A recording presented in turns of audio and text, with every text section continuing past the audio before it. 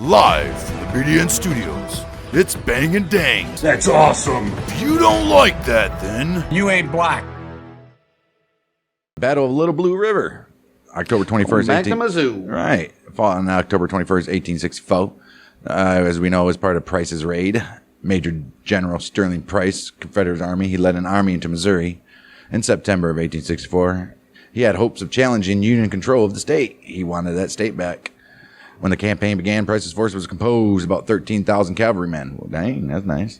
But several thousand of these men were poorly armed, and all 14 of the Army's cannons were light caliber for artillery of the war. Well, countering Price was the Union Department of Missouri under the command of Major General William Rosecrans, who had fewer than 10,000 men. Well, These soldiers, many of whom were militiamen, were dispersed throughout the state. The Department of Missouri was composed of a series of districts and sub-districts charged with guarding specific local areas. While some of the militia organizations were well-trained, others were poorly armed and trained.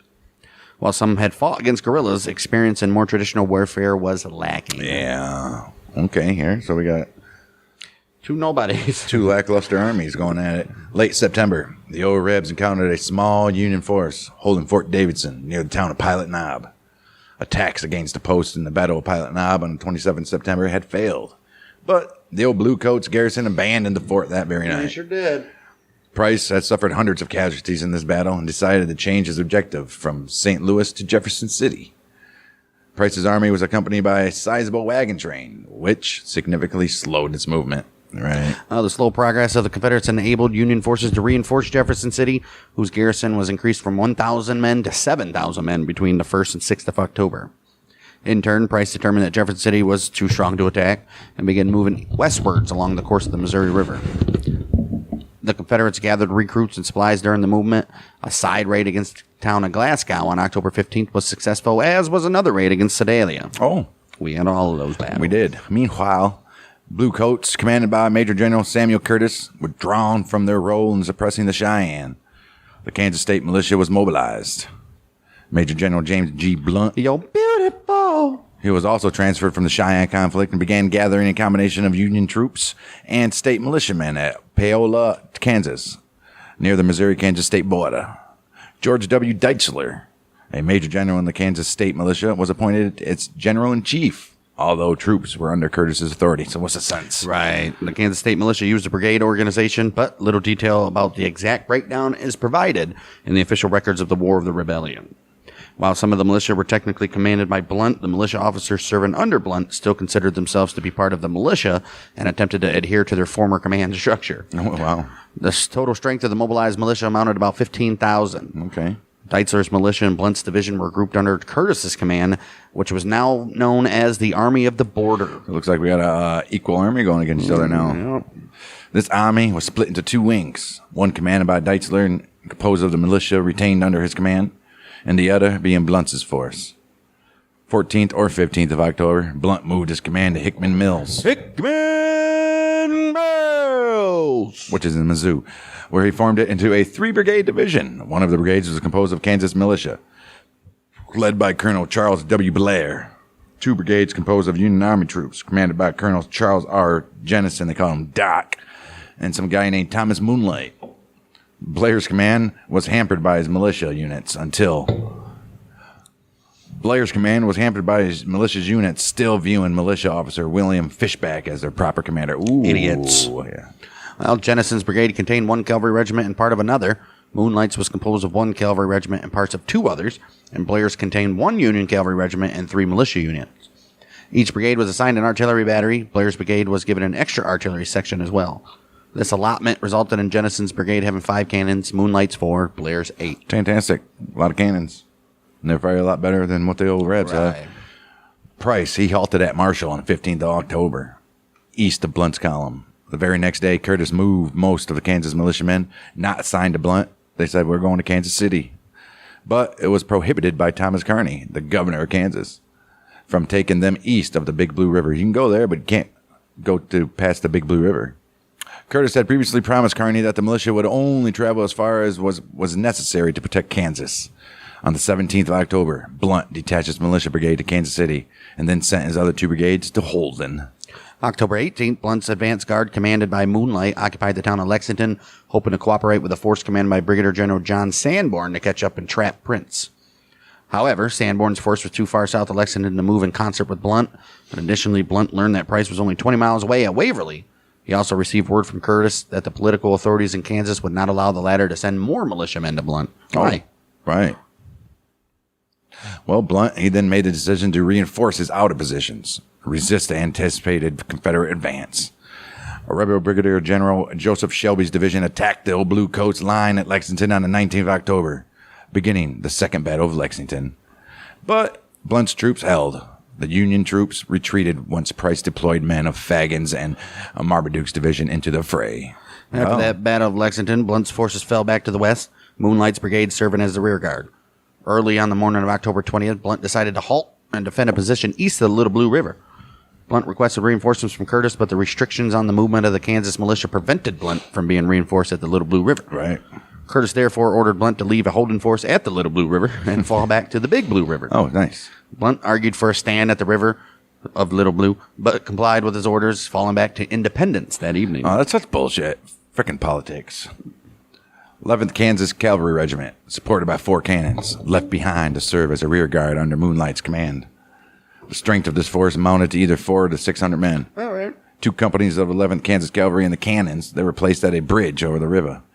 They had instructions to burn it when the old Rebs arrived, while single companies guarded fords, one within either a mile or 2 miles north of the bridge, and the other 4 miles to the south of the bridge. The remainder of the 11th was held as a reserve. Oh. Despite these precautions, other fords closer to the bridge were left unguarded, and the river was shallow enough to be crossed at many points. Fantastic. The defenders simply were not familiar with the terrain, while some of the Missouri Confederates indeed were. Wow.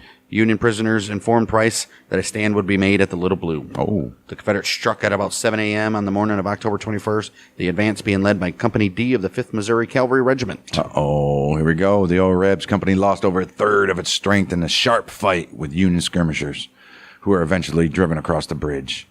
After the old rebels' pressure grew strong enough that the defenders at the bridge determined that they would not be able to hold out, they set fire to that damn bridge. Meanwhile, Clark's Confederate brigade arrived. Marmaduke sent the 4th Missouri Cavalry Regiment to find a ford south of the bridge, while the 10th Missouri Cavalry, they found a crossing about halfway between the bridge and the Union Company, stationed north of it. Man, that worked out. Well, that northward Union Company was outflanked and retreated, later rejoining other parts of their regiment. Wow. Clark, in turn, ordered more of his brigade to cross behind the 10th Missouri Cavalry. Ford soon became congested, slowing Confederate movements. The Union troops holding the burning bridge also retreated, although the Confederates were able to put out the flames, rendering it still usable. Fantastic. Look at that. The 11th Kansas Cavalry, with the exception of the isolated company to the south, retreated to the hilltop line marked by a stone wall. Oh.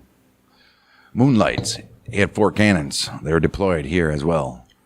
10th Missouri Cavalry pursued them uphill and attacked, but it was repulsed and disarray by the Kansans and the fire from the repeating rifles. Them damn repeating rifles, tell you what. Confederate Colonel Colton Green, he was able to get his 3rd Missouri Cavalry Regiment across the ford, although the men of the 10th Missouri had already routed. 3 cannons from the Harris, Missouri battery also crossed and moved into a position to support Green. Not report, support. The whole of the 11th Kansas Cavalry Regiment counterattacked, while the 3rd Missouri Cavalry Regiment was only about 150 men strong. Once the combat reached close quarters, the Confederate artillery was no longer effective, as the risk of accidental friendly fire was too great. Yep. Instead, the cannoneers fired blanks in an attempt to mislead the Union troops into thinking they were under heavy artillery fire. Okay. The Kansans retreated, and Greene believed that the blank cartridge ruse had been effective. Oh. The two sides engaged in a series of counterattacks, neither gaining a significant advantage. Oh. Meanwhile, Blunt had been able to get permission from Curtis to fight at the Little Blue River. He then began a return from Independence to the river, bringing his non-militia units and 900 men, 6 cannons under the command of Colonel James Ford. Ford's command consisted of McLean's Colorado Battery, part of the 16th Kansas Cavalry Regiment, and the 2nd Colorado Cavalry Regiment, which were transferred from Curtis's command to Blunt's, becoming a 4th Brigade for the latter. The 2nd Colorado Cavalry had previously been sent by Rosecrans to Curtis, and McLean's battery had been stationed at Paola until October. 2 regiments from Jennison's brigade also accompanied Blunt. Back at the Little Blue, Clark's brigade had finally gotten across the river. Around 11 a.m., Moonlight observed some of the Shelby's men approaching in support of Clark's brigade. Despite being farther from the battlefield than Fagan's division, Shelby's division was committed to the fighting as it was considered more reliable. Blunt's command also arrived on the field about 11 a.m. By then, Moonlight's force had fallen back to about 2 miles from the river. Okay. Between the commands of Moonlight and Blunt, there were about 2,600 Union men on the field with support of 15 cannons. Oh, all right. Look at that. 2 regiments from Jennison's brigade supported the Union right, while Ford's men moved to the left. Elements of both Marmaduke's and Shelby's divisions, totaling about 5,500 men, they were present. While numerically inferior, the old Bluecoats had superior firepower, which they always had. The Union line held on the left by the 15th Kansas Cavalry, which was supported by the 5 cannons. The Union line stretched to the north, with the 3rd Wisconsin Cavalry Regiment next to the 15th Kansas Cavalry, followed by the 2nd Colorado Cavalry, McLean's Battery, 16th Kansas Cavalry, and 11th Kansas Cavalry. 4 cannons supported the 11th Kansas Cavalry. Look at that. All right. About 1/4 of the Union soldiers were sent to the rear to hold the men's horses. The men from both sides were deployed dismounted.